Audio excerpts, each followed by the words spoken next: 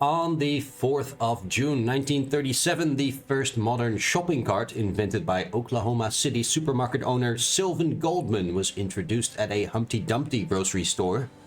Unlike previous wheeled baskets, Goldman's design featured a folding frame with two wire baskets and resembled a small rolling chair.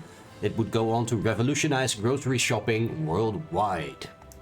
Over in Korea, the Battle of Pochonbo occurred in Japanese-occupied Korea as 150 guerrillas from the Northeast Counter-Japanese United Army crossed from China and briefly captured the town of Pochon-up.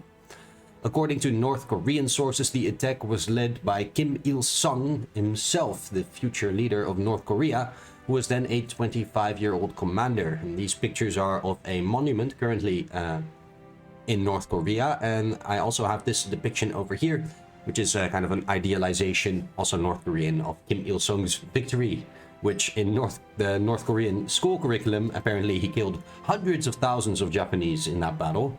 The reality was probably more like a couple hundred at most.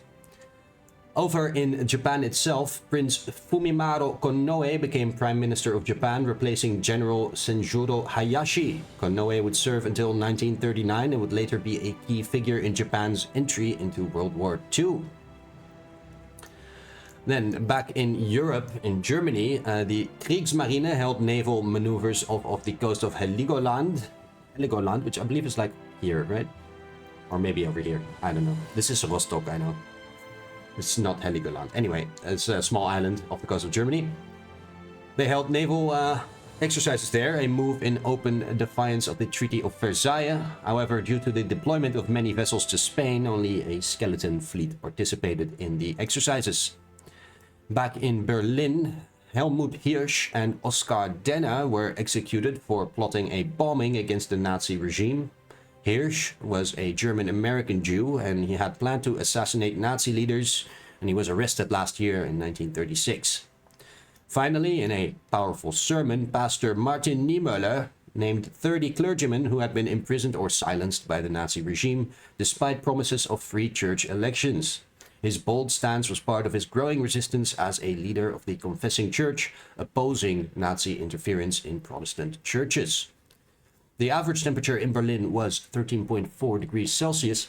And that's it for the facts today. So let's return to the front, where we are just waiting for this infantry division to arrive over here. And then we're going to go straight into the attack around 8 in the morning with these 3 divisions. Let's just wait a second. Yeah, there he goes. It's 7 actually. So let's go straight into the battle.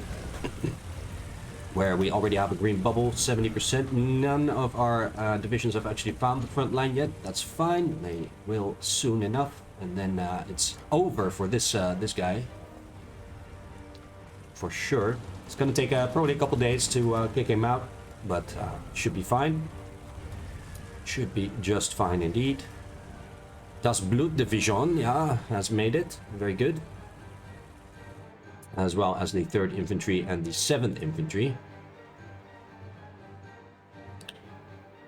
And there we go, that's the time for today. As for today's division naming, I have an interesting one. So I'm going to name one of the guys in Spain again, the one with the most experience, the 3rd Infantry Division. And we're going to name these guys Die Ritter des Don Quixote.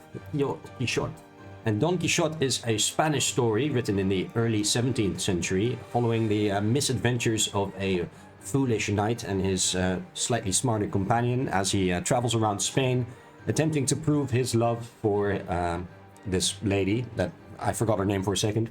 Anyway, and he gets up to all these foolish adventures, including fighting a windmill, like depicted in this picture over here, and things like that. And this was a very famous Spanish historical novel, and we're just going to say that the commander of the 3rd Division here, he found this book while fighting in Spain, and he got a bit obsessed with it, decided to name his company Die Ritter des Don Quixote. Anyway, that was a funny little suggestion. I don't think we have anything else to look at today. Do keep suggesting names for divisions, because we're already almost out of suggestions now. I need a suggestion for the 7th Infantry Division, as well as many more back in Germany. Like there's at least 42, 45, 47 50 more divisions that need naming, so I need a lot of suggestions. Anyway, that all being said, thank you for watching again, and see you tomorrow.